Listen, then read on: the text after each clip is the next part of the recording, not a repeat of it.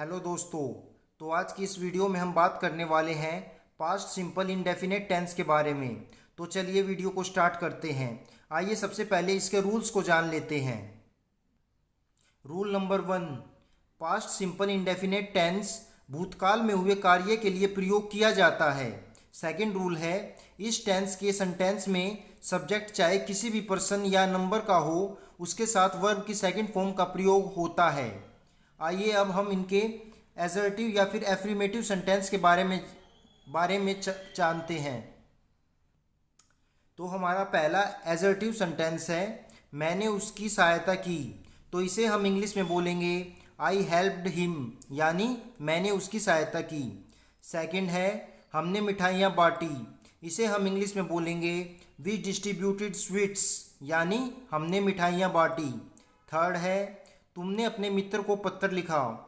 इसे हम इंग्लिश में बोलेंगे you wrote a letter to your friend, यानी तुमने अपने मित्र को पत्र लिखा।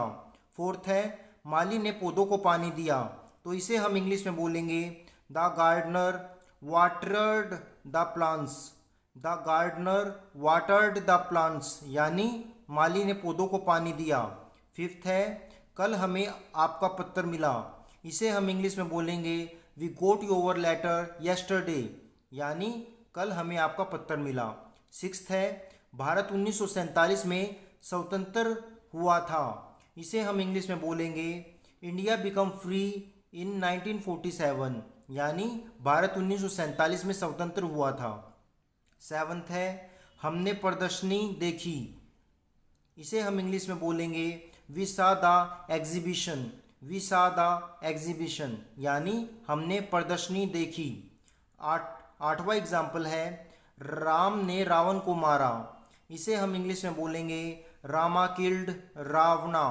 रामा किल्ड रावणा, यानी राम ने रावण को मारा। नाइन्थ एग्जाम्पल है, माँ ने बच्चे को दूध दिया।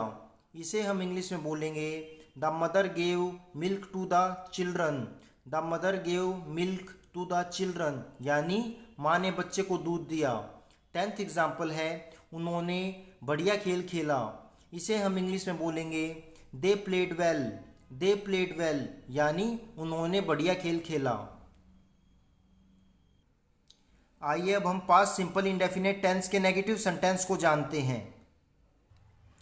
पास्ट सिंपल इंडेफिनेट टेंस के वाक्यों को नेगेटिव बनाने के लिए हेल्पिंग वर्ब डिड के साथ note plus first form of the verb का प्रयोग किया जाता है, चाहे सब्जेक्ट किसी भी पर्सन या नंबर का हो। आइए अब हम इनके एग्जाम्पल को पढ़ते हैं।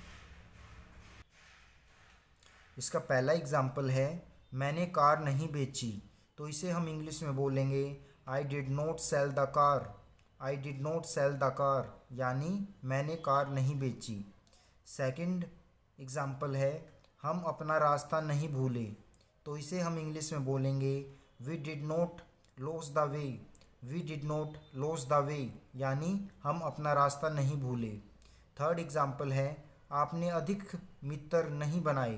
तो इसे हम इंग्लिश में बोलेंगे you did not make many friends. You did not make many friends, यानी आपने अधिक मित्र नहीं बनाए। फोर्थ है, उसने उसे क्षमा नहीं किया। तो इसे हम इंग्लिश में बोलेंगे she did not forgive him. She did not forgive him, यानी उसने उसे क्षमा नहीं किया। फिफ्थ है, आलोक ने प्रथम पुरस्कार नहीं जीता। तो इसे हम इंग्लिश में बोलेंगे Alok did not win the first prize. Alok did not win the first prize, यानी आलोक ने प्रथम पुरस्कार नहीं जीता। सिक्स्थ है, उन्होंने क्रिकेट मैच नहीं खेला। तो इसे हम इंग्लिश में बोलेंगे they did not play A cricket match. They did not play A cricket match, यानी उन्होंने क्रिकेट मैच नहीं खेला। सेवन्थ एग्जाम्पल है, उपासना ने पुस्तक का अनुवाद नहीं किया। उपासना ने पुस्तक का अनुवाद नहीं किया। तो इसे हम इंग्लिश में बोलेंगे Upasana did not translate the book. Upasana did not translate the book, यानी उपासना ने पुस्तक का अनुवाद नहीं किया। आठवां एग्जाम्पल है, उसे घड़ी नहीं मिली। तो इसे हम इंग्लिश में बोलेंगे he did not find the watch. He did not find the watch, यानी उसे घड़ी नहीं मिली।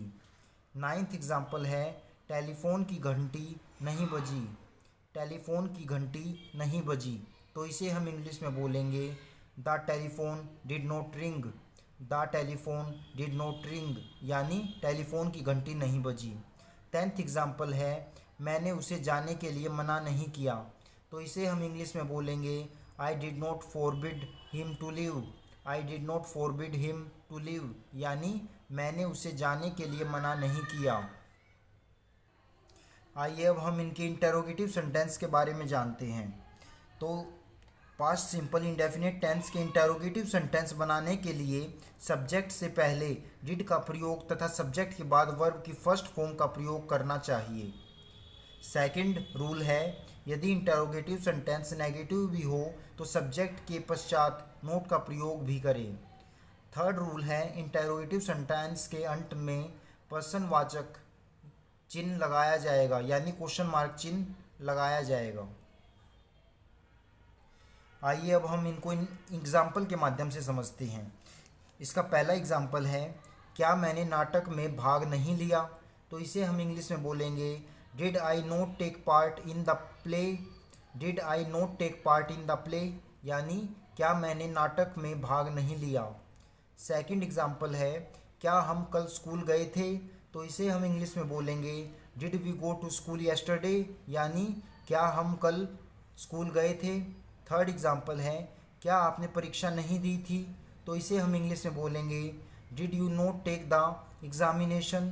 Did you not take the examination यानी क्या आपने परीक्षा नहीं दी थी। फोर्थ है क्या उसने चलचित्र नहीं देखा, तो इसे हम इंग्लिश में बोलेंगे did he not see the film. Did he not see the film यानी क्या उसने चलचित्र नहीं देखा। फिफ्थ एग्जाम्पल है क्या सीमा बाजार गई थी, तो इसे हम इंग्लिश में बोलेंगे did Seema go to market. Did Seema go to market यानी क्या सीमा बाजार गई थी। सिक्स्थ है क्या तुमने झूठ नहीं बोला था। क्या तुमने झूठ नहीं बोला था, तो इसे हम इंग्लिश में बोलेंगे did you not tell a lie. Did you not tell a lie यानी क्या तुमने झूठ नहीं बोला था। सेवन्थ एग्जाम्पल है क्या उन्होंने लड़ाई नहीं की। क्या उन्होंने लड़ाई नहीं की, तो इसे हम इंग्लिश में बोलेंगे did they not fight. Did they not fight यानी क्या तुमने लड़ाई नहीं की। आठवां एग्जाम्पल है क्या अध्यापक ने उसे दंड नहीं दिया। क्या अध्यापक ने उसे दंड नहीं दिया, तो इसे हम इंग्लिश में बोलेंगे did the teacher not punish him. Did the teacher not punish him यानी क्या अध्यापक ने उसे दंड नहीं दिया। नाइन्थ एग्जाम्पल है क्या उसके पुत्र ने कविता नहीं लिखी, तो इसे हम इंग्लिश में बोलेंगे did his son not right the poem. Did his son not right the poem यानी क्या उसके पुत्र ने कविता नहीं लिखी। 10th एग्जाम्पल है क्या उसने मुझे क्रोध नहीं दिलाया था, तो इसे हम इंग्लिश में बोलेंगे did he not annoy me. Did he not annoy me यानी क्या उसने मुझे क्रोध नहीं दिलाया था।